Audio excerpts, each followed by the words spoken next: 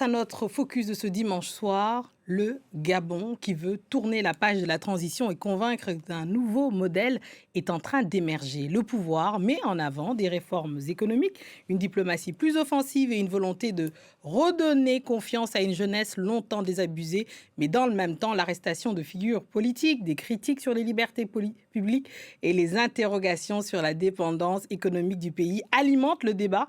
Alors le Gabon vit-il une véritable refondation politique ou simplement une nouvelle version de l'ancien système? Pour en parler, nous recevons Théophane Nzamé-Bilo-Gué, conseiller spécial et porte-parole de la présidence gabonaise. Merci à vous d'être ici avec nous. 3 ans après le coup de force de 2023, 1 an et 1 mois après l'élection du président Oligui Nguema, qu'est-ce qui a vraiment changé dans la vie des Gabonais? Tout a vraiment changé pour le Gabon, d'abord, et tout est en train de changer dans la vie des Gabonais. Vous l'indiquez si bien, le président de la République a été investi président de la République le 3 mai 2025, et sur la dernière année, des avancées considérables ont été apportées pour traduire en fait l'ambition de transformation nationale. Vous avez parlé d'économie, vous avez parlé de politique. Sur le volet économique, on ne peut pas dire que les choses n'ont pas bougé. D'abord parce qu'il y a eu l'affirmation d'une ambition de souveraineté qui est aujourd'hui irréversible, qui s'est traduite dans le secteur pétrolier par la reprise par l'État gabonais d'un certain nombre d'actifs et derrière l'accroissement de la production nationale. Aujourd'hui, c'est un fait. Dans le secteur des mines, Souveraineté, alors qu'en même temps, il y a des accords avec la dans le France de plus en secteur plus des nombreux, mines, notamment dans les mines. dans le secteur des mines, avec là encore l'affirmation d'une souveraineté, avec l'exigence de la transformation locale de notre manganèse, ressource stratégique Par pour le Eramet. Gabon, par Eramet, et avec partenaire avec lequel nous avons signé, nous avons acté du moins la transformation locale.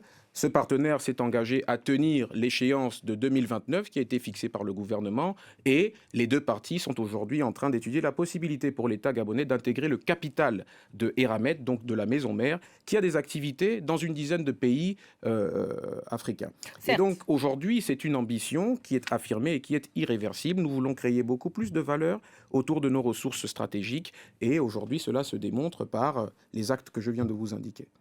Alors, on a parlé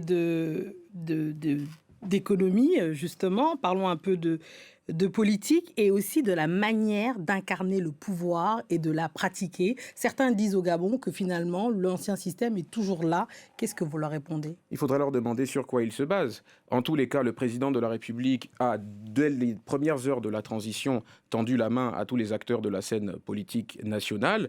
Maintenant, peut-être que ce discours vient du fait que l'on soit dans une démarche où l'on encadre davantage pour mettre de l'ordre. Il faut savoir qu'au Gabon, nous avons pendant longtemps eu 104 formations politiques actives sur l'échiquier politique national, des formations politiques qui ne se comportaient pas forcément comme telles. Il faut rappeler quand même que l'essence principale d'un parti politique, c'est la quête du pouvoir. Nous avions des partis politiques qui ne compétissaient dans le cadre d'aucune élection politique. Nous avons pris une loi pour organiser davantage cela, pour poser une exigence de responsabilité et de professionnalisme pour les partis. Avoir un compte bancaire, avoir un siège identifié, avoir une comptabilité lisible et claire, et puis se conformer à toutes les règles en rapport avec le financement des formations politiques. C'est une mesure de bon sens.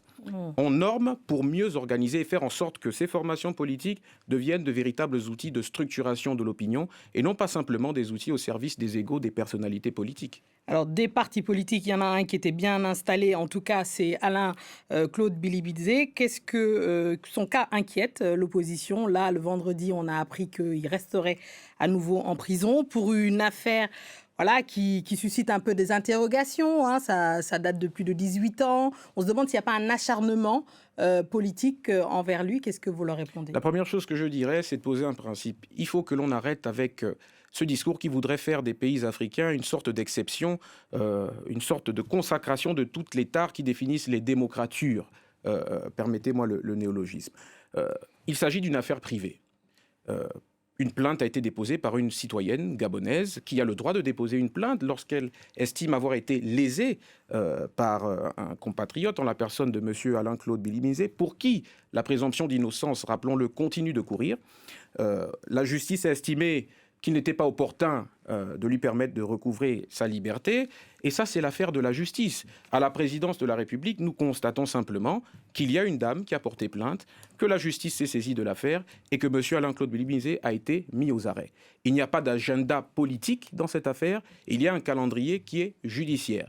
Et il ne viendrait jamais à l'idée de qui que ce soit ici, sur des situations analogues en France, de poser cette question à un porte-parole de la présidence de la République française. Oh, c'est l'affaire du procureur de la République. Mais alors, le chef de l'État est aussi chef du Conseil de la magistrature au Gabon. Et qui, dans le cadre du Conseil supérieur de la magistrature, n'a de cesse de plaider pour une justice beaucoup plus performante, beaucoup plus indépendante, et qui se porte garant de cette indépendance. Et beaucoup plus dur, j'ai écouté son discours justement en septembre dernier au Conseil de la magistrature, où le président a dit qu'il voulait que ce soit intransigeant, etc. Absolument. Est-ce que ça va dans ce sens-là ? Mais l'intransigeance et la froideur de la justice, qui a vocation à rattraper tous les contrevenants aux lois et règlements en vigueur dans notre pays.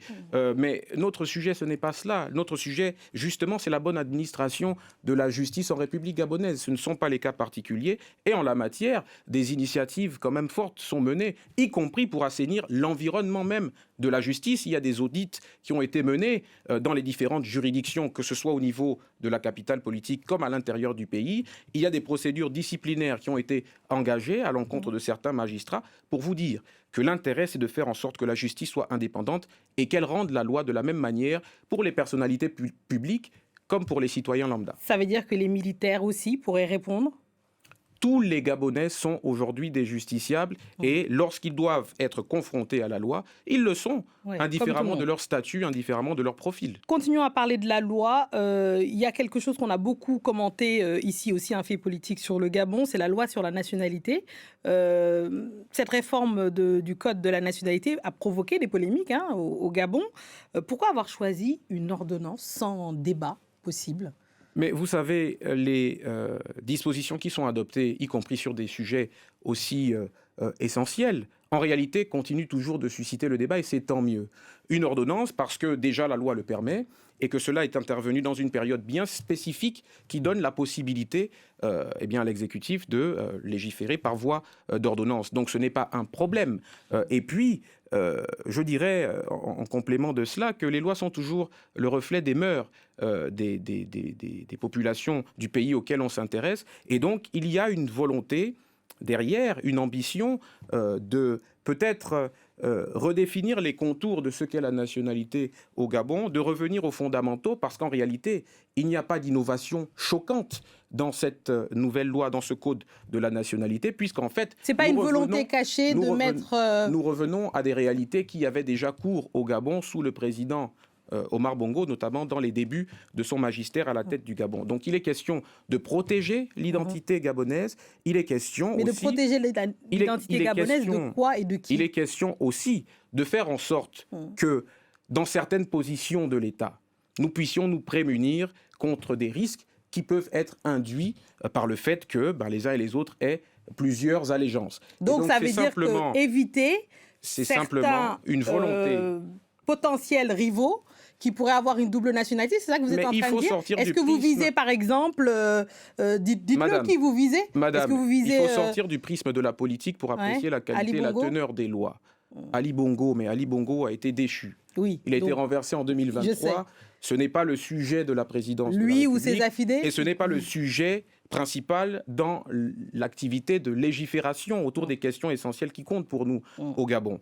Il y a l'ambition de redéfinir les contours de notre identité, d'asseoir et de redéfinir le contenu de la projection que l'on se fait dans l'espace africain et dans le monde. Il est question de dire qu'il y a quand même un minimum de caractéristiques, y compris dans la relation que l'on a à son pays, et en l'occurrence le Gabon, le nôtre, pour pouvoir... Mais qui juge qui est un bon Gabonais d'un mauvais Gabonais ? Mais il ne s'agit pas de juger qui est un bon Gabonais, qui n'est pas un bon Gabonais. Qu'est-ce qui ferait la caractéristique d'un bon Gabonais ? Il s'agit simplement de définir des critères, dans un volet de cette loi, de définir les critères d'accession à certaines fonctions jugées essentielles, à certains postes de souveraineté. Un mot rapide quand même sur les réseaux sociaux. Et c'est des phénomènes qui existent au-delà du Gabon.